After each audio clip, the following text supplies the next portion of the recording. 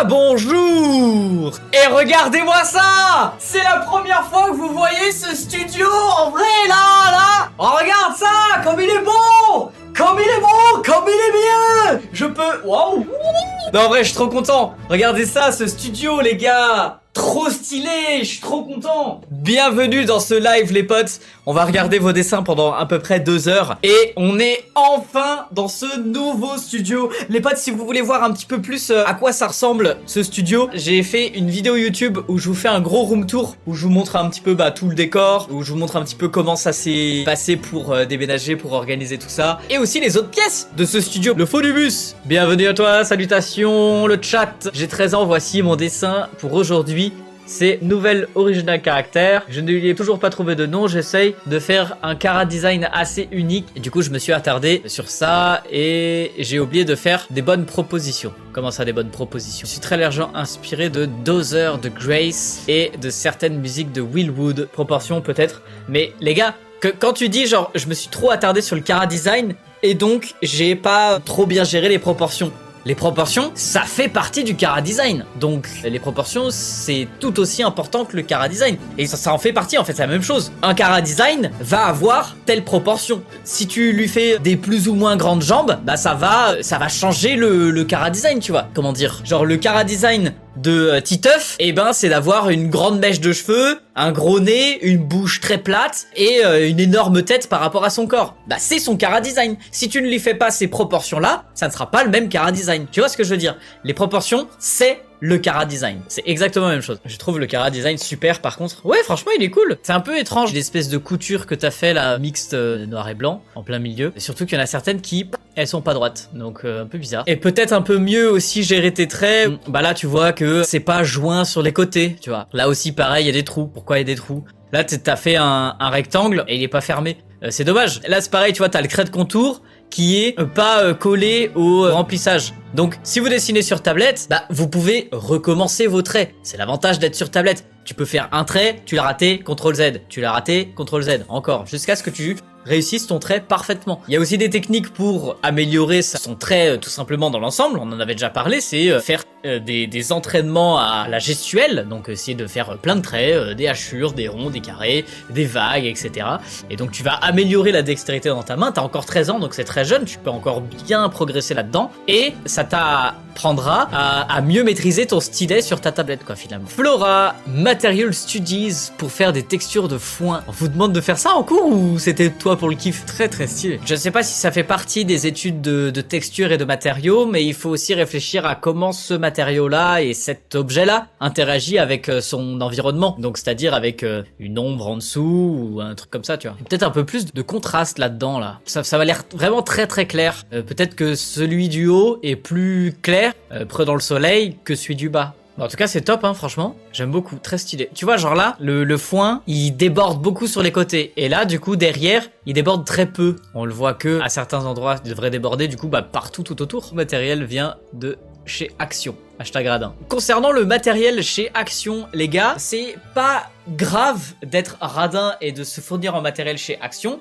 si c'est pour, entre guillemets, expérimenter, progresser, vous entraîner, etc. Ensuite, vous pouvez très bien avoir du matériel de meilleure qualité pour pas trop cher ailleurs. La dernière fois, les gars, j'étais à Emmaüs et j'ai trouvé des feutres, des stylos, des pinceaux, de la peinture, des craies. Franchement, même à Emmaüs, et pour le coup, ça coûtera même encore moins cher qu'à Action. C'est un truc de ouf. Les gars, franchement, on pense pas souvent à Emmaüs, mais c'est une dinguerie. C'est trop bien. Et y a pas de honte à aller à Emmaüs, quoi. Ou alors, essayer de trouver de la seconde main dans des brocantes ou des trucs comme ça, ou avec des potes qui pourraient vous revendre leur matériel. Moi, ça m'est déjà arrivé de racheter du matériel à d'autres personnes, tu vois. Et sinon, après, en magasin de beaux-arts, bien sûr, ça sera plus cher, mais ça sera aussi de meilleure qualité. Donc si jamais tu veux investir dans de la peinture qui potentiellement te durera un petit peu plus longtemps, selon les quantités de peinture que tu achètes, et aussi, au moment où tu as un peu expérimenté justement avec le matériel Action, passer à d'autres matériels. Parce que ce qui est rigolo, c'est que vraiment, il y a énormément de gens qui disent « Ouais, mais tes peintures, elles sont hyper chères. Regarde, chez Action, t'as des toiles pour 10 euros, 2 euros, t'as de la peinture pour que dalle. » Ouais, sauf que, comme je viens de le dire, si jamais tu veux débuter en peinture, bah va chez Action. Si jamais tu veux faire des peintures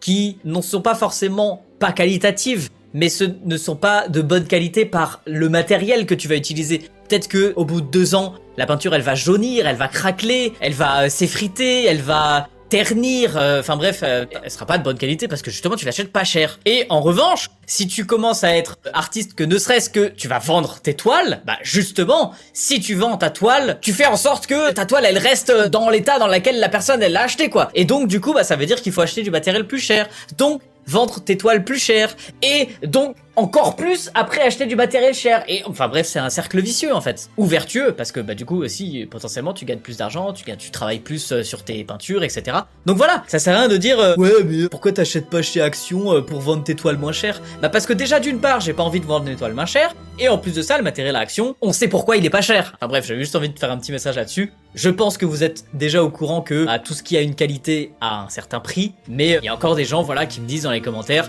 que quand je vends une toile à 500 balles, oh oulala c'est beaucoup trop cher parce que ils font le comparatif sur internet en disant regarde, bah moi j'ai la même toile à 2 euros. Bah ouais, parce que c'est pas la même qualité.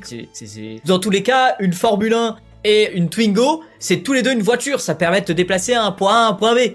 Mais il y en a une qui coûte pas le même prix quoi. Enfin bref, on repasse sur ton dessin, je sais plus comment tu t'appelles, Midi Cerise. Je sais pas si tu t'inspires de Zelfino pour les montagnes, mais regarde plus attentivement comment travaille Zelfino si jamais tu connais ou si jamais tu ne connais pas, comment il fait ses montagnes. C'est-à-dire que il y a une partie peinture au pinceau, mais il y a aussi une partie au couteau. Alors ça, un couteau, ça coûte pas bien cher, hein. Tu peux même utiliser un couteau de cuisine si jamais, peut-être ne mange plus avec après, à moins de l'avoir vraiment bien lavé, mais utiliser de la peinture au couteau, ça permet de faire des choses qui soient plus brutes. Et par exemple, du coup, pour les reflets ici, ça va te permettre de faire un côté un petit peu morcelé, disparate comme ça pour la neige. Sinon j'ai de la peinture à l'huile, mais bon cher, j'ose pas l'utiliser.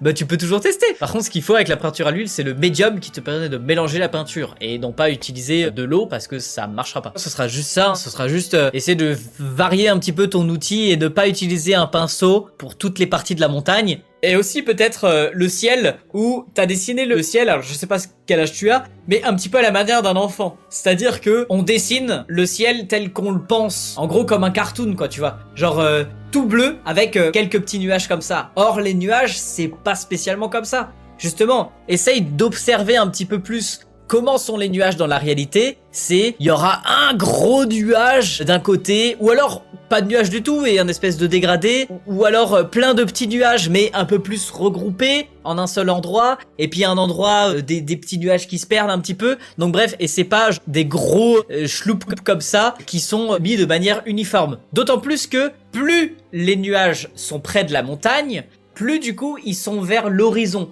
Donc plus ils sont loin, donc plus ils sont petits aussi. Il faut avoir toujours cette idée de perspective quand vous dessinez un paysage.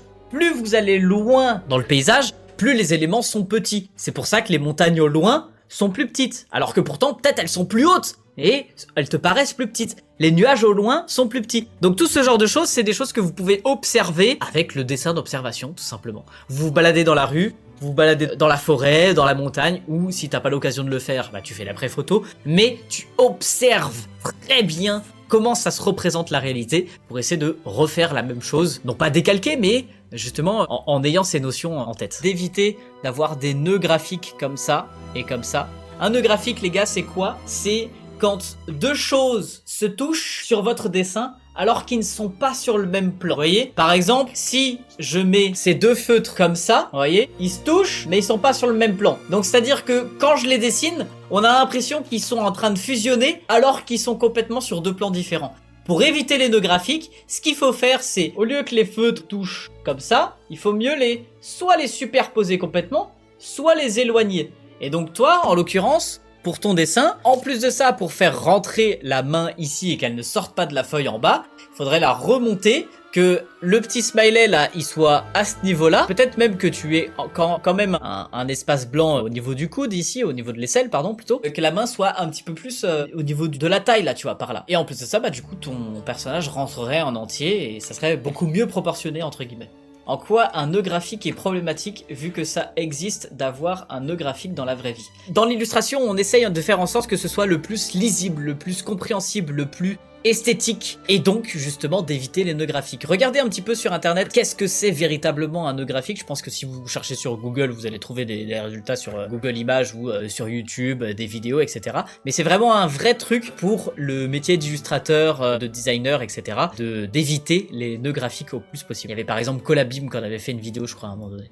Alors, soit il a des bras extensibles, soit il y a un bug sur son bras, là. Tu le vois bien, tu vois, il passe derrière et sa main, elle est censée être là. Et là, tu lui as fait plus bas. Donc lui, soit il soit plus grand, soit lui soit plus petit. Et s'ils sont vraiment de cette proportion-là au niveau des tailles, bah sa main, vu sa taille, du coup, elle devrait plus être sur son épaule, tu vois, par exemple. Il faut vraiment que tu fasses un effort sur les traits. Un effort, ça veut dire non pas mieux dessiner, non pas mieux t'appliquer, mais ça veut dire essayer de t'entraîner, non pas essayer, c'est vraiment t'entraîner pour faire des traits plus droits. Alors, les gars, s'entraîner à faire des traits droits, ça passe non pas forcément par dessiner davantage, mais ça passe par, je prends mon petit cahier de coloriage, comment apprendre à faire des traits droits. Vous allez faire des hachures. Presque à main levée, bah j'arrive à faire des hachures quand même assez régulières, assez droites. Ensuite, faut arriver à faire des hachures mais dans des espaces. Donc tu te traces une forme et t'essayes de faire les hachures à l'intérieur, sans dépasser. Donc là vous voyez à chaque fois, je pose mon poignet. Vous allez essayer d'expérimenter sans poser le poignet. Donc, c'est-à-dire que le stylo, tu le prends un peu plus comme ça et pas comme ça. Donc tu poses ton coude, mais tu poses pas le poignet. Et là, t'essayes de faire pareil des hachures. Bah, j'arrive presque même mieux à les faire comme ça. Ensuite, tu peux croiser tes hachures. Et vraiment, s'entraîner, remplissez votre page. Prenez une vieille page de brouillon, hein, on s'en fout. Remplissez votre page de ça. Donc ça, c'est pour les hachures. Le deuxième exercice que vous allez essayer de faire, c'est... Je faisais un rond tout à l'heure, là. Tu vas faire pareil, plein de ronds. Plus ou moins grand. Puis après, bah du coup, tu fais le même travail avec les hachures en essayant de les remplir. Bon, en essayant de pas dépasser, hein, là je fais ça vite fait. Tu vas faire pareil des carrés. Une fois que tu as fait un carré, tu peux essayer de faire un autre carré à l'intérieur. Voilà, ça te contraint à faire des carrés de telle taille. Carré ou rectangle, hein, peu importe. Et le dernier exercice, ça va essayer de faire des vagues. Donc tu fais une première vague, ça... on s'en fout. Mais ensuite, tu vas essayer de suivre ta vague le plus possible. C'est marrant de faire ça sur une page de mon cahier de coloriage qui marque « tu es obligé de dépasser ». Alors que là, justement, on s'entraîne à ne pas dépasser. Après, les vagues, tu peux aussi faire des zigzags comme ça. Et là, même principe, t'essayes de suivre ton zigzag. Et plus vous allez faire tout ça, vous voyez ces petits exercices, 1, 2, 3, 4, 5, 6. Plus vous allez faire ça, plus vous allez entraîner votre main à avoir de plus en plus de dextérité. Et ce n'est pas ton trait qui est approximatif à peu près là où il veut. Non, ton trait, tu décides, il est là, il fait telle longueur, il fait telle forme, et il sera clair, net, précis, bien proportionné, bien tracé. Et ben c'est comme ça justement qu'il faut arriver à progresser. Ce n'est pas forcément toujours en faisant du dessin, parce que bien sûr, plus tu vas dessiner, plus tu vas progresser, mais vous pouvez aussi faire ce genre de petit entraînement où, par exemple, c'est la même chose que quand fait un chanteur, il fait des vocalises, il essaye pas de chanter quelque chose, il fait des pour s'entraîner avant un concert, avant une musique ou un truc comme ça. Et ben un artiste, ça va être la même chose, tu vas faire des vocalises avec la main. Tu vas pas chanter, mais tu vas t'entraîner un petit peu avec ta main. Et il y a même beaucoup de dessinateurs qui font ce genre de choses avant de commencer par exemple une journée de travail. Bah du coup ils s'exercent un petit peu la main. Donc voilà, faire des petits exercices comme ça avec votre main vous permettra d'avoir beaucoup plus de dextérité avec votre main. Et pourquoi vous n'en avez pas au début? Parce que bah au début, quand t'es petit, tu sais pas marcher. Tu sais pas parler, tu sais pas compter, tu sais pas écrire, tu ne sais pas lire. Et tout ce genre de choses, tu l'apprends. Au début, tu lis très lentement. Au début, quand tu t'essayes de marcher, tu tombes et tu te relèves et tu réessayes. Au début, quand tu apprends à parler, tu sais dire que 3-4 mots. Puis après, tu apprends de plus en plus de vocabulaire et tu sais t'exprimer correctement en français avec un vocabulaire riche et varié. Et là, c'est pareil. Au début, vous savez dessiner, mais c'est encore assez approximatif. Comme toi avec ton dessin, tu sais dessiner, mais ton trait il est un petit peu en mode genre. Moi j'appelle ça le trait poilu, parce que ça fait plein de petits poils comme ça là. Ça tu peux le faire sur éventuellement un croquis. Mais ensuite, quand tu passes à l'ancrage, il faut... Pardon, il y a un truc qui est tombé. Il faut que tes traits ils soient plus nets. Parce que t'as fait ton croquis, tu savais pas trop où t'allais, mais maintenant pour l'ancrage, tu sais où tu vas. Parce que t'as positionné tes traits au croquis. Donc là, l'ancrage c'est net, précis. Et tu vas là où tu veux, tu sais là où tu vas. Bizarre comme phrase. Mais voilà. Et donc, du coup, entraînez-vous à maîtriser votre main. Et plus vous allez vous entraîner à maîtriser votre main, comme je viens de le dire, plus vous arriverez à avoir de vocabulaire pour parler, à être doué dans un sport et à dessiner correctement avec votre main. Et vous pouvez même faire cet exercice pour capter du coup votre niveau de dessin. Vous essayez de dessiner de l'autre main. Quand t'es droitier, t'as dessiné toute ta vie de la main droite, t'es bon, t'es pas bon, peu importe, on s'en fout. Mais essaye ensuite de dessiner de la main gauche, tu verras que t'es beaucoup moins bon. Et bah parce que justement, tu t'es beaucoup moins entraîné avec cette main-là. Donc tu pourras voir le niveau de différence que tu as entre la main gauche et la main droite. Et voir déjà à quel point tu as, entre guillemets, progressé de la main droite. Dessin suivant de la part de Victor qui a 14 ans et voici ma première réalisation de portrait. Ce sont tes réalisations lors de tes projets avec plein de portraits de personnes qui m'ont donné envie de tester. Ah d'accord, ok. N'hésitez pas à venir en live aussi les mercredis après-midi où on fait pas mal de dessins en live. Les traits par-dessus là comme ça, rouge, orange, par-dessus le visage, je suis peut-être un peu moins sûr. Pour le cas des portraits, là, j'en ai deux. Et surtout un dans lequel j'ai fait ce style-là. Voilà, donc par exemple ici, Carchez, gagnant du GP Explorer de cette année. Le visage, il y a plein de petits éléments sur les côtés, mais le visage en lui-même reste très clair, net et pas altéré par les zigouigouis autour. Donc plus essayer de faire ce genre de choses sur ton dessin. C'est-à-dire que si tu veux faire des zigouigouis, des machins, etc. pour décorer ton dessin, attention à ne pas trop le faire sur le visage qui va du coup altérer ton dessin. Et d'ailleurs aussi, travailler la composition de tous ces zigouigouis. Tu vois que j'en ai pas fait partout autour. J'en ai pas fait partout qui dépasse sur les bords. Il y a un petit truc sur le bord de ce côté, mais tout de ce côté, du coup, il y a rien sur le bord. Et là, ça revient là, sur ce côté-là. Il y en a pas mal là, mais voilà, il n'y a pas de schloup partout. Donc, faut arriver à composer ce genre de choses ou ne pas en avoir partout de manière homogène, mais les concentrer en espèce de petits blocs comme ça, tu vois. Je suis fasciné par la colorisation des dessins sans trop faire attention aux proportions parce que moi j'arrive pas à faire une jolie colo sur mes dessins. Alors les gars, pour tous ceux qui ne maîtriseraient pas la couleur, j'ai sorti un cahier de coloriage qui vous permet d'expérimenter des techniques, des outils, plein de choses pour pouvoir mettre la couleur sur vos dessins. En plus de ça, à l'intérieur de ce cahier de coloriage que vous pouvez retrouver dans toutes les librairies, à la Fnac, à Cultura, vous avez des dessins sur des doubles pages, et en général ça c'est pas souvent sur les cahiers de coloriage, et il y a plus souvent que sur une page, et vous avez aussi des dessins avec des consignes. Et là par exemple c'est coloris à la manière d'un enfant. Bon alors j'ai pas vraiment respecté la consigne. Est-ce qu'il y a d'autres aussi? Ah ouais, il y a des pages pour faire marcher ton imagination. Comme par exemple cette page avec un chlou bleu bleu bleu bleu bleu bleu bleu. Et du coup il faut laisser parler ton imagination et dessiner ce que tu vois à l'intérieur de ces pages. D'ailleurs, j'ai pas encore trop vu de personnes qui m'avaient envoyé leur dessin avec ce genre de page test. Donc n'hésitez pas à m'envoyer vos coloriages, m'identifier en story. De temps en temps, j'en vois. Vous me les envoyez en DM sur Insta ou ailleurs. Dessin suivant de la part de Nono. Comment ça va? Ça va et toi? J'ai voulu essayer de faire du réalisme à l'aide d'une référence. Ça ne ressemble pas totalement au modèle. Je l'ai fait sur Clip Studio Paint. Tu en penses quoi? C'est une capture d'écran car le fichier est trop lourd pour Discord. Carrément. Oh, j'aime bien ce petit côté crayon là dans les cheveux, c'est pas mal. J'allais dire le cou me paraît assez long, mais en fait j'ai l'impression que c'est surtout l'autre épaule ici qui, si tu traces la ligne des épaules, devrait peut-être un petit peu plus apparaître ici. Et du coup, ça te réduirait la taille du cou de ce côté-là. Je trouve que la peau a l'air très lisse. Ouais, bah écoute, la peau elle est lisse. On n'a pas tous des gros stars sur la gueule comme toi. C'est méchant. Y a rien à dire. Ah, franchement, incroyable. Peut-être un peu plus travailler le fond maintenant, avec un petit dégradé, des nuages et plus de reflets aussi, je pense. Dans les cheveux, tu vois, il y a certaines parties des cheveux qui sont vraiment très brillantes. Pour être vraiment très brillante. T'as mis des reflets dans les yeux, mais il y a aussi le nez et la bouche en général qui reflètent. Tu vois, là t'en as mis un petit peu, mais que sur la bouche inférieure. Le fond un peu trop froid alors qu'on s'attendrait à un coucher de soleil. Oui, c'est vrai. La couleur dans le visage est très chaleureuse, donc le fond mériterait d'être un peu plus dans les couleurs chaudes. On dirait ma sœur sous poteau.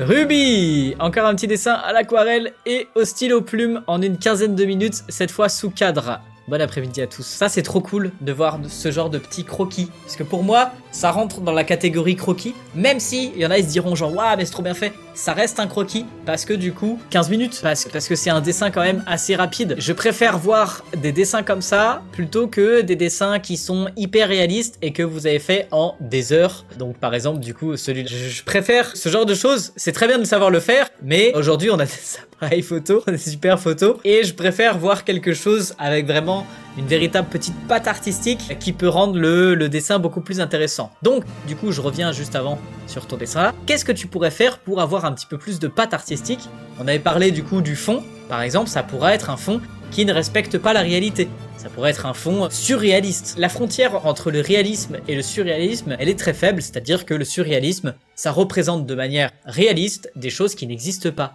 C'est ça qui est intéressant. Vous allez pouvoir ajouter des choses avec vos compétences de dessin. Si tu as des compétences pour faire ça en dessin, tu as clairement des compétences pour faire du surréalisme. Et donc ça veut dire que tu vas peut-être transformer un petit peu certaines choses de la réalité. Les éléments de ton visage vont être à des endroits aléatoires. La couleur du vêtement, le motif du vêtement va être changé. La personne, elle va être dans une autre position. Il y aura un fond avec des trucs absurdes ou... Enfin bref, peu importe. Ou rajouter quelques petits éléments en plus, comme je fais justement avec mes portraits. Donc voilà, moi je me suis trouvé un petit style comme ça, que j'aime bien, avec du réalisme mélangé à des petits zigouigouis.